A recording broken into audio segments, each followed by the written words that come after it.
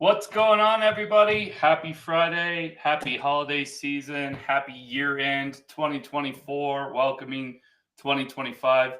Welcome to the Catalyst for the Trades podcast. I'm Chuck Staskowitz, aka the original Chuck in the Truck.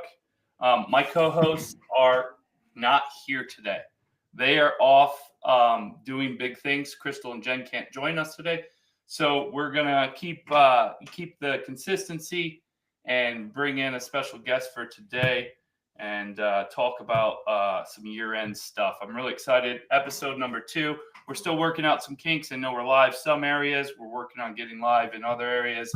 But feel free to share, like the podcast. You should be able to find us on Spotify and all the major platforms. But anyways, so let's get right into it.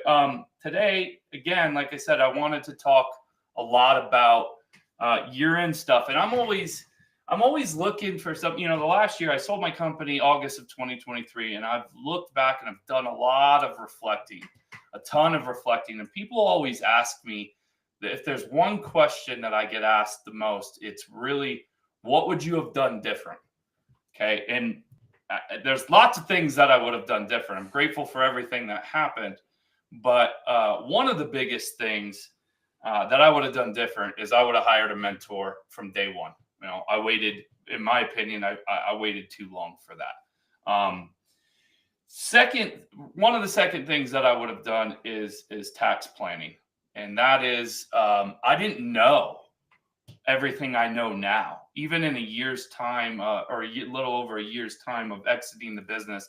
I've learned so much about things that I could have done in my business that, I was doing $20 million in sales. That's a great business. But if I would have implemented a fraction of the things that I know now, I could have been 40, 50, 60 million easy, like really with not a lot of effort, pretty much doing the same things that I was doing, but better and a little different. So with that being said, I brought a good friend of mine, Eric. He's my wealth advisor. He helps me with tax planning. He helped me on tax planning on my exit.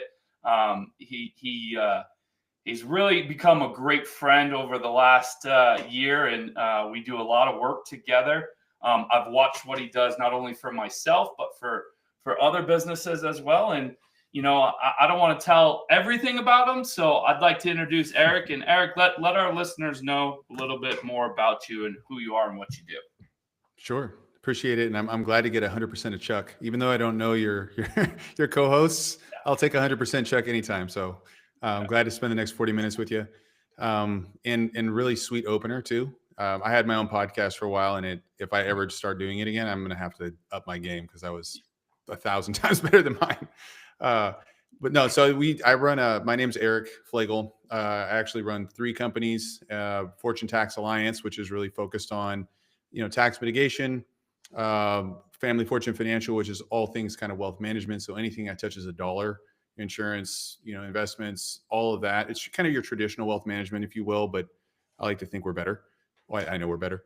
And then we have our insurance, this Fortune Insurance Alliance, and it's a separate podcast, but we can do insurance that on that chassis. Really, I think the main thing is I've been doing this for 22 years. I started as an intern, and I felt like wealth management wise, the business is broken from my vantage point because we're really out there trying to gather assets to say, let me charge you a fee. That's it. And the question as I got more and more wealthy clients that always came up is, or I should say the rub was, what are you going to do about tax? Like, I hate paying tax. And literally, if you have an account at, Merrill Lynch, Morgan Stanley, wherever, on the bottom of their statements, it says, we do not give tax advice. So I'm like, so the one thing that all these people complain about, anybody that makes over $500,000 or has over $1 million in the bank complains about is tax. The one thing that they all complain about, we do not advise on. That just doesn't make sense. So I went down this rabbit hole, and eventually, I started at Smith Barney, which became Morgan Stanley. I went to a private bank, thinking surely, private bank, they're going to integrate everything. It was actually worse. So I went completely independent, and it takes a team. So the first thing that Chuck said, you need a coach, 100%. the ability to plug into the knowledge of people that are better. And I say they're better. I mean, I think that takes a little bit of humility to say like, I could get better, and all of us, we're trying to get better. No matter how good we are, we're always trying to get better. And having a coach or a mentor help us get to that next level is crucial. And then as a business owner, or really anybody that's on, there's just areas that we don't know anything about. And I think you could just say like, why do you go to the doctor? Because they went to school to learn about something that like I'm not going to spend that much time doing. Right. So there's going to be areas that we have blind spots in. I run these companies, but inside of these companies, we have partners and I was taught very early in my career, the biggest Rolodex wins. So I've spent 22 years building out a giant Rolodex so we can help people kind of matriculate up and build the proper team that can help them maximize the value of their business and exit well. I'll stop with that and then we can kind of go through a little bit more, but that's a little bit about us and what we do. Yeah, fantastic. Thanks, Eric. And look, I say it over and over. I mean, I ran the business for 12 years and it was gather all my stuff, hand it over to the CPA. They got it into the IRS. I usually owed, all that stuff, right? But in my experience over the last year and a half, I've really found there's a lot more to just that, not doing just that, right? Like there's so many other things that small businesses can be doing to prepare for taxes, and not just the write-offs that you think about or that are like work related, but there's many other things. Like one, the Augusta law, right? Like I never knew about that. Like you can throw an event at your house, pay for the landscaping, pay for the catering, but a month before and a month after. And it's completely legal to do. And there's many more. That's just one example of something I did not know about. And I didn't use and plan and strategize for taxes, right? Like, look, what I've learned is you want to start strategizing and planning with taxes around October. But we're just in the beginning of December. It's not too late, right? You still have time to put some of these things in place. So, Eric, if you had to tell small businesses owners from 1 to 3 million, 3 to 5 million, 5 to 10 million, what are some strategies they should be thinking about in December? Not just holiday parties, not just the norm, but some bigger things that they could be considering. Sure. So I'm going to give you like a high level and I'll work my way down. So most people just I don't want to knock on CPAs. CPAs are going to save you 10 to 15% and they're a part of our team. Two different people. So yeah, I call it tax compliance. So they're going to tell you what you owe. They're going to take the things like your Augusta law and some basic deductions, accelerated deductions for the vehicles that you're buying. And I say that I put a pin in it because most people will tell you to like spend out of paying tax, right? Like, so I'm not saying to do that, but they'll have these things that you can do and they'll take those deductions and you need them to do that. I call that like the first gate. So what'll happen is you get a CPA that's really good and they are going to take all of those deductions and reduce your taxes 10 to 15%. Because there's a lot of laws that they have to kind of figure out and work through. But that is what I call rear view mirror tax planning. So you're driving forward, you get to the end of the year, right? And then they look in the rear view mirror and they're like, in 2024, you did $1 million, you owe $400,000 in tax, right? That's it. So they're compliantly telling you what happened and what you owe. What we try to do is we try to drive looking through the front windshield and we say like, hey, there is a pothole and you're driving 60, we can go around it.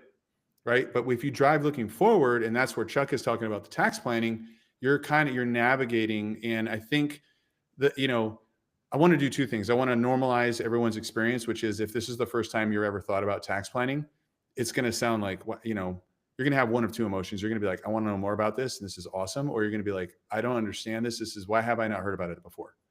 So I think to just normalize it. If you think about tax only in April, when you have to pay something, there is going to come a point in time where your business will mature and you will be thinking about tax all year long. There's a shift that happens, right? Yeah. You'll go from like, I'm paying $15,000 or $20,000 to, you get to the end of your estimates become 15 to 20,000. You're like, how the heck did that happen? So there, and when that happens, that is like, you're like, when should I think about tax planning? I mean, you should always think about it, but that's really kind of like, all right, I need to start thinking about this because you've reached that level where tax becomes a year-long conversation. Yeah. Secondarily, there are really two levels of tax planning. You can do things that are just, I just want to do once, like your Augusta, right? You do that this year. That doesn't mean you have to do it next year, but there's little knickknack things you can learn. And then you have things that you can set in place. It's like a bucket that you can fill every year. So I think of when you think of small business owners, setting up a retirement plan for your employees. Very simple, right? Most payroll companies, now look, I'm not an ADP fan or any of these people, but most payroll companies will set it up for you for free. And you then just have a bucket that you can put money into. Yep. And candidly, if you have a profit share, you can even, put money in, get credit for this year, but pay next year, which is something else. But in any case, like I call it a structural thing. So you have like one-time things that you can do, and then you have structural things that you can do. But when I'm trying to just kind of give you a context for how to think about it, because this is a very normal part of wealthy people's lives, tax planning. Yeah. I'm going to stop for a minute. I have more thoughts on it, but just to kind of normalize where we're starting from, so people don't think like, I don't get it. How should I think about it? Like, that's how you should. And that's great, right? Because like you said, there are so many business owners out there that aren't thinking of this way, that they're just handing it over to the CPA, and this is what here's a little bit of write-offs and deductions. Mm-hmm. If you start to really dive into the rabbit hole, there are a lot more things that out there, and I don't know the ins and outs of them. That's why I hire the professionals, right? Mm-hmm. But guys, it's not a little bit, it's a lot of savings. And I love the fact that you don't have to spend your way out of it, right? Mm-hmm. Like everybody scrambles at the end of the year. I mean, there's companies out there promoting it right now. Need tax deductions, buy more equipment. That's great, right? But what does that do for your cash flow? Mm-hmm. A lot of these strategies help protect your cash flow as well. You're still showing the profits, so therefore you can borrow, do SBA, other bankable stuff. It looks better. And let's face it, if you're going for an exit, right, you want to show profits 2 to 3 years before you exit. You want to show a good trail. So these strategies keep the profits in there, but also keep your cash flow where you need it to be. And you keep the money in the business versus, sending it to Uncle Sam, and all legal, right? Like, you mentioned retirement funds. It's simple HSA, right? Mm-hmm. You can have self-funded HSA. You're talking about insurance, right? But there's policies that you can do in insurance where it's a company-funded insurance fund that will save money on taxes as well. And when you're talking 130 employees plus their family or more, even 50 employees, 75 employees and their family, that insurance fund can be a huge deduction. So I think it's really important that if you get anything from this episode, you should be getting that I need to ask better questions and do more research. Right? That's really where it's at. So if you don't know or don't understand it, ask better questions and do more research and find out these things that are out there. I'm not an advocate for the alphabet soup that comes after a lot of advisors' names. They've got a bunch of letters, but there is one group that I think does a very good job of aligning resources and getting these questions in front of people. Because to Chuck's point, you do want to ask questions. The hard part is, who do you ask? And there's not a lot of people that really do this. Most CPAs, I mean, we're having a little bit of a battle now. Like there's tiers of professionals, right? And some of these people cost a lot of money, but you go to them when you have a lot of money and you have a big problem. So how do you know when to matriculate up? Like you can hit a ceiling with your CPA, you ask and they don't have the answer. So I'm a big advocate of a group called, it's their CEPA, it's a Certified Exit Planning Advisor. I'm a member of this organization specifically because they are huge in terms of like, let's get a team around you as a business owner and grow the value of your business. I bring this up because most advisors, I mean, I will ask this question and people will answer it, and then I'll tell you what I think. Say, like, what's the best way to grow the value of your business? Most people are going to say, more income. I need more sales. I need to drive more revenue, right? I would say that's not the best way to grow the value of your business. The best way to grow the value of your business is to de-risk. So a lot of people, they're going to come in and they're going to say, okay, how ready are you to sell? How buttoned up are your contracts? How buttoned up are your employees? How buttoned up, how big is your biggest contract? Like, all of these things are de-risking. And I think tax planning is a huge de-risker for your business. If you make $1 million and you have a profit margin of 20%, you're coming home with $200,000. That's great. If you have, let's just say you have like $1 million of taxable income and your tax rate's 40%. So you're giving $400,000 to the government and you're like, I just need more income. So you double and go to $2 million. You've just handed over $800,000. What if we could take that 40% and squeeze it and get it to 20 or 15 by giving some, benefits to your employees or tax strategizing for you? You have now pricing power to drive product down, hire employees, all of those things. That's de-risking. So that when you grow and you get to $2 million, let's say we take your effective rate for all that you're giving out from 40 to 20. Now you've got $2 million. You got an extra $400,000 to do things with. That's real power to multiply the value of your business. I think that's the best way to grow your business. And I have 25 to 30 strategies, and I'm not going to label them all, or because it would just bore everyone to death. But I will tell you, these strategies are just for that. It's to increase your margins and keep your employees. I mean, that, from Chuck's standpoint, what he just brought up, a basic retirement plan, 401ks can be supercharged to profit sharing, can be supercharged to cash balance, defined benefit plans. These are all great ways to put money into. You as an owner can get anywhere from 60 to 90% of the total benefit of what you put in. But the money that you're not getting is going to your employees for employee retention. Yep. So we've had plenty of employers are like, oh, our clients want a raise. It's like, if you give them a raise in this format, you're able to vest it or put it on a vesting schedule, which means they don't get it all day one. You might give them $10,000 and it might take them 5 years to get it. Oh, but they're going to leave. No, they won't. This is where the whole golden handcuffs concept comes from. Because if you give them 10,000, and I'm using this because just think of a rank and file employee, they get 10,000, but they only get 2,000 if they wait till next year. Well, when you give them another 10,000 next year, now they've got 18,000.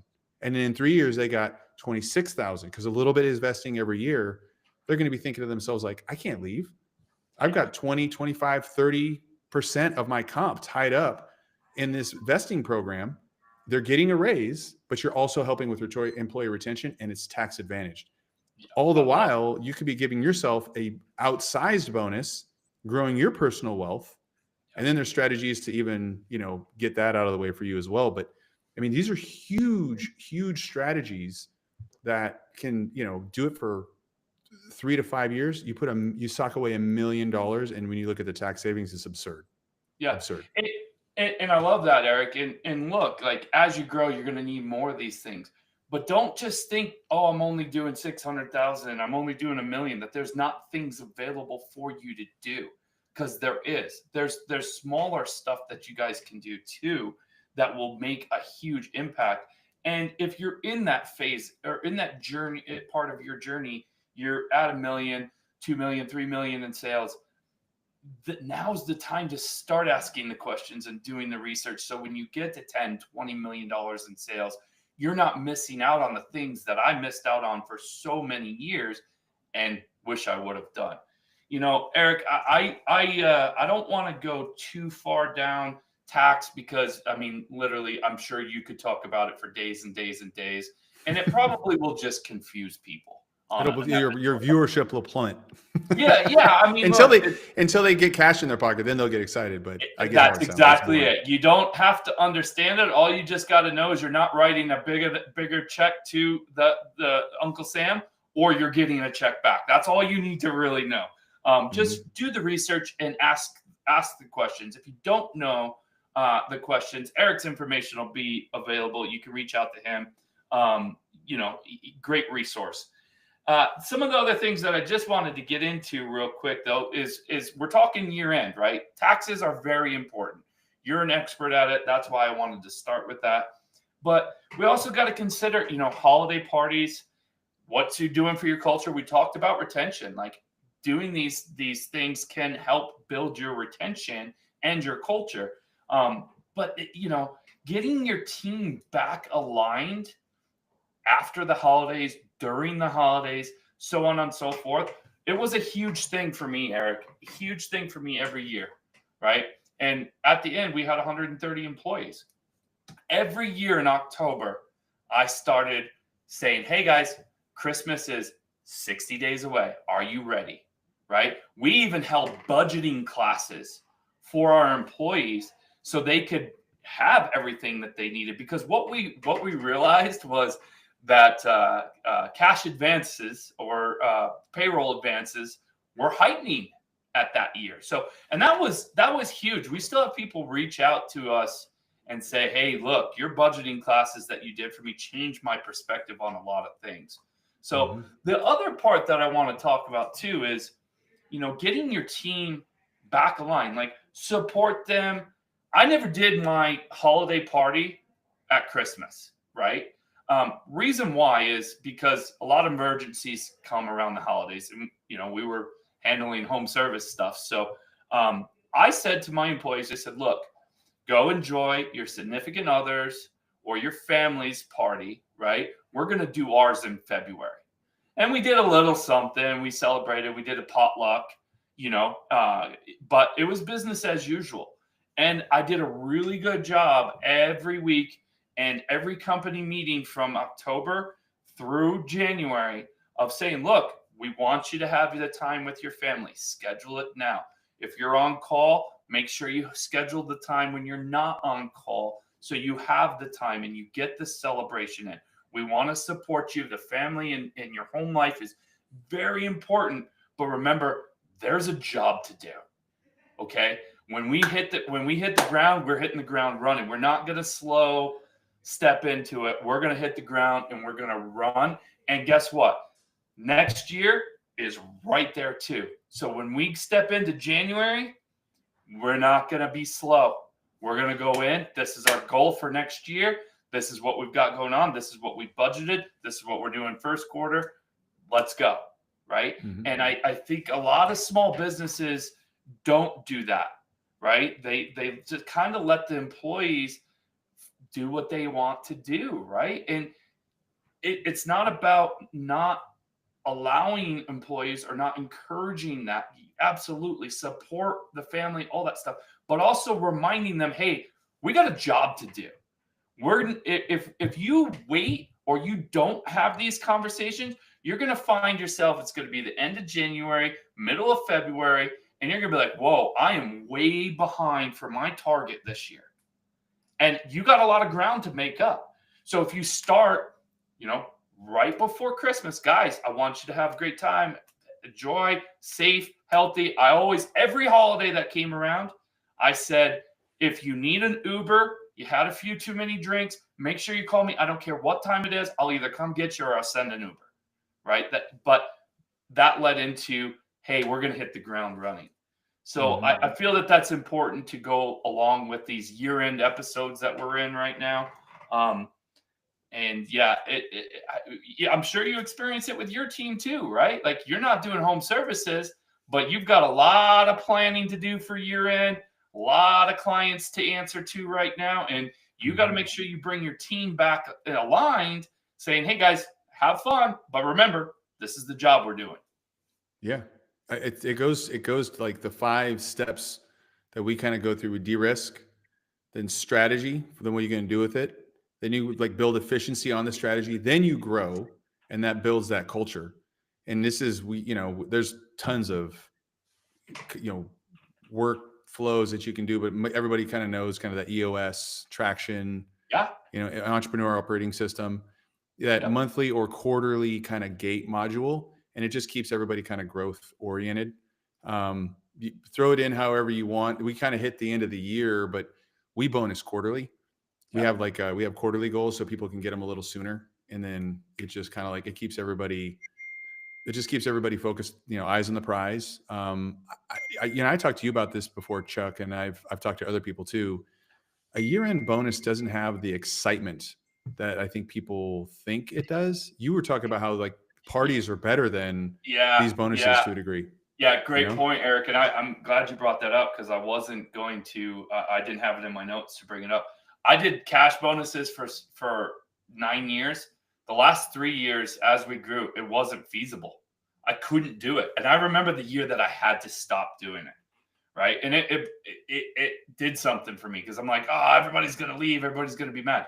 No, it really wasn't that way. We did snowmobiling events. We had a fun day, team building activities. We did a casino night where we had a lot of prizes. We did a raffle style. A lot of our vendors donated prizes. Some of our clients even donated things. So we went out into the community and asked for things for our raffles. We gave away airline tickets. I mean, grills and TVs and fireplaces and HVAC systems. Like I had one employee who needed a new AC and furnace. She won it in the raffle. That's great, right? And cash is great, but I hate to say it, it's never enough. And then one person is upset because someone else got something else that they were expecting and this and that. So we just changed it all. Number one, to do a cash bonus for 130 employees, that's tough, right? Yeah. That you talk about cash flow, that's huge, right? So we did move to a profit share and quarterly, like you're stating, right? But that was just for going above and beyond in their job. The Christmas stuff was more about a celebration, coming together, team building. We had some fun things to do. You got to win some fun things. Everybody got a chance. Everybody won something, so that was really where I felt that the culture was the strongest, is when we went away from the cash bonuses. So, some things to consider, right? They say that the time to hire, the best time of the year to hire is between December and February because people are upset they feel that they should have gotten more or this and that. So I think you rule some of that stuff out. If you set the expectation differently, like, hey, you're going to be bonused throughout the year for a job going above and beyond your job performance. This is what it's going to be. We have a profit share. We have, benefits, like explain it, set the expectations differently. And then Christmas is all just about fun, getting together, team building, and your culture will just be unbelievable at that point. Yeah. Cool. So Eric, we got 10 minutes left. I like to ask all my guests. Yeah, we blew through it, man. We blew through it fast. I like to ask all my guests, certain questions. And, Sure. I've come up with a list, and I feel these are good ones. What do you feel is the best podcast about business? Excuse me. What is the best podcast episode about business you've ever heard? Best podcast about business. Gosh, so I'm a nerd and I read. I'm the guy that goes to Barnes and Noble and still buys books, and they always laugh at me when I go in there. They're like, "You're really gonna you're back to buy more books?" I'm like, "Yeah," and I buy them for my kids too. I love it. It's weird. So I will tell you the best book, and I know it's too. So yeah, it's silly. Like the EOS book, Traction, changed my whole business. It changed the model. I like that book alongside 10X is easier than 2X. 10X is easier than 2X. Like it was a paradigm shift for my brain, because it was like, if you knew that if you had to, go 10X as opposed to 2, and then all of a sudden you start thinking like, I got to get this done. You're like, oh my God. And you end up in a blue ocean is what ends up happening. That's kind of where we're at with the tax planning. Like no one really does this. Everyone's fighting over smaller stuff, but when you go bigger and you're like, I really want to grow, it just seems like harder. So most people, I guess, don't try. But it was a really, really cool kind of paradigm shift reading that book. EOS helped us operationally. 10X is better than 2X. Helped me better as a boss kind of as a visionary, cast the vision better. Yeah, I think, in my opinion, I think EOS and traction is great, if you're at that part in your journey. But I think a lot of business owners in like the $1 to $3 million range, they almost need to come out with an EOS for dummies. And I'm not calling you guys dummies, but a dumbed down version of EOS. I think that is there's a lot of things in there that you may not be ready for or understand. I think they need to, in my opinion, they need to come with a 1 to 3 million version of that. But definitely. So I will tell you, like, we have implementers. They have implementers, but they're expensive. They're anywhere from like $2,000 to $10,000 per session. But we started it when we had 4 employees. Yeah. So you can be effective with it. It's really just an accountability process. I mean, candidly, like, Chuck, you and I are very similar. I mean, I don't have, I don't want to use like, technical like ADD or ADHD, but like it's really hard for me to like focus like for a long period. Like I was telling somebody yesterday, it took me 2 years to sign up for Hertz Gold because it took like 2 minutes to do it. I just didn't have the patience. But the thing at EOS I like is like you literally write it on a chart, like a sheet. Like this is my 10 things. Is they'll tell you how to distill down your rocks, and at the end of the quarter, you're like, you have meetings like on or off, and then you just like you either did it or you didn't. Yep. And so I like it. For me, it's been really helpful. Awesome. What is your favorite business quote of all time? I mean, I like the one that someone told me when we started doing tax planning. It's your legal obligation to pay tax. Is your personal decision to overpay. And ultimately, it's born by not having knowledge. Yeah. Right. That's literally it. To me, it's like it got my brain thinking like that's true. We all have to pay. You don't have to overpay. And Judge Learned Hand, who was like, they called him like the 13th justice of the Supreme Court because he never made it to the Supreme Court, but he was very influential. He said it's not even patriotic to overpay. That's great. That's a good one. I'm writing that down now for sure. What is your favorite business influencer right now? Influencer. I mean, I don't know what side of I don't want your people like shut me off, but like I do enjoy looking at how Elon Musk thinks. Yeah. I love reading how his quotes come out. This is not a political conversation. I've honestly found it fascinating to see how he's worked really well with Democrats and worked really well with Republicans. Because if you go back in time, like 12 years, I'm originally from Southern California where SpaceX was at. I had a lot of friends that worked at SpaceX.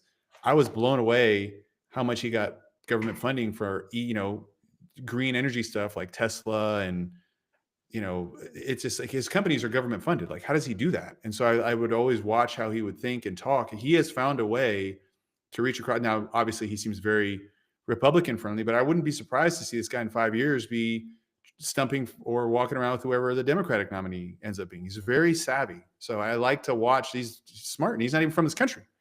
Look, success leaves clues, and he's leaving a lot of clues right now, right? And that, I mean, love him, hate him, whatever. That's the thing that I find I try to do better every single day is I try to shut off the emotion about the person and figure out what I can learn from the person, no matter what the emotion is about the person. So again, whether you love him or hate him, the guy's doing phenomenal stuff in business. So I agree with you. I like that one. Last one. What do you feel is the biggest problem small business owners are facing right now and how to solve it? Okay. So I'm going to tell you a story and I'll answer your question. My dad in 2000, you've heard this story. Yep. My dad in 2008, my dad ran a small business. He manufactured gas detectors for recreational vehicles. And he started as the janitor. He literally ended up as the CEO president, bought the company from the previous owner. He'd run it for 3.5 years. And in 2008, I was doing my MBA at USC in Southern California.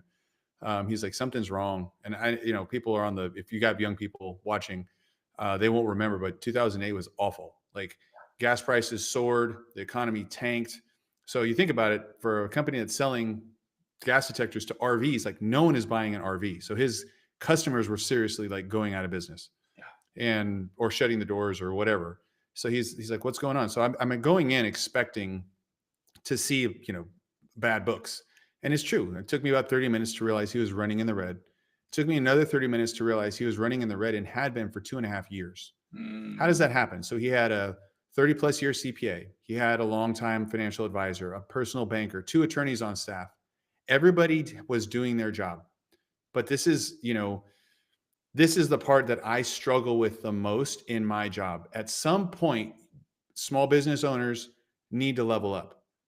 Like, right. Like we're kind of at first, I'm guilty of it too. Like we're like, I need the best deal possible. I just need to get the LLC docs done. Do it on LegalZoom.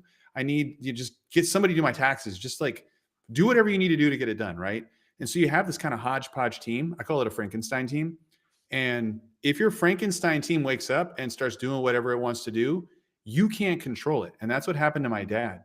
They were all doing their job. They had no they had no legal issues. They had 2 attorneys looking over the contracts.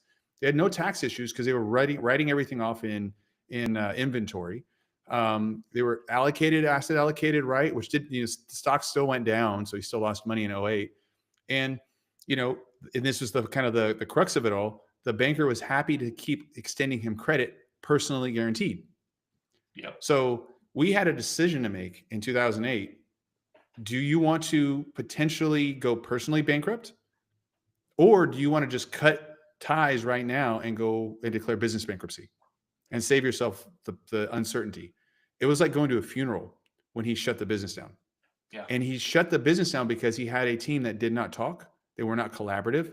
He probably should have leveled up as well, but really collaboration is the biggest thing. So your question was, what is the biggest challenge? Having a collaborative professional team.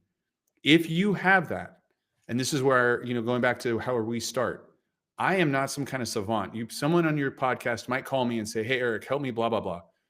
They don't understand that if you call me, I'm not going to like a calculator, figure something out and spit out a number to you. There's going to be a CPA that gets involved. There's probably going to be a tax attorney that gets involved. There's going to be me that gets involved from potentially an investment standpoint. You're going to have a minimum of 3 people on the team, a minimum. And guess what? All of them are going to actually talk to each other. They're all going to be collaborative. So as a small business owner, you need a collaborative team. At some point, you kind of do it all on your own, but at some point, you need to start taking things off your plate, and the team, the people that you hand it to, actually have to talk to each other. Because if they don't, it's going to come back to bite you. Maybe not immediately, but at some point when the wheels come off the bus. I mean, my dad had a business that was doing, I want to say 6 to 7 million. It was just a cash cow type business. Blew up. Yeah. I love that, because I had a conversation with someone this morning of, focus on what you love to do and what you're good at. Find everyone else that's better at it than you and that wants to do that, right? I was really good at sales. I was really good at, being in the field. I focused on that for 9 years, and I hired people that were way smarter than me. And it's not what you think. Like, you're not going to spend all kinds of money to hire people that are smarter than you. There's all different levels out there, right? And as the business grows, those people are going to grow, or they're going to grow out, and you're going to replace them. So I love that, Eric. I think that that's such a missing piece that a lot of business owners really, they try to juggle everything instead of just focusing on what they're good at and double and triple down on that, and then leave the other stuff. Find the other people to do it that want to do it and that are really, really good at it. I think the fractional space is a newer space that is undiscovered, really, and not a lot of small business owners are using it to their advantage now. It wasn't available. If I wanted a controller, I had to hire a full-time controller. Yeah. This fractional space that we're going into with a lot of people, like, I'm a fractional leader, right? I have a fractional leadership team that I can deploy in your company. You're a fractional tax strategist, right? Like, this fractional season that we're going into, not many people are understanding it and looking at it as something that they could do to drop things in their business at a far less of an expense than what it used to be. And quite frankly, I think you get more done with fractional than you do with someone full time, because they're just focused on exactly what they need to be focused on. So I'm gonna give you one other plug. Sure. And I think, and this is what's, I think, really good about someone like Chuck, but I think in general, for anybody that's like watching, you want an expert that has done it. And, people always ask me when we do our strategies, like, what are you doing? And I'm doing the same things I'm telling them to do because I've researched it. I do it. And I think it's important from the standpoint of there's a, I lost my train of thought as I was going through it, but there's the ability to have people that have like been there and can like guide you there so that you're not kind of derailed in terms of like, let's try this, let's try that. That's it. That's worth its weight in gold.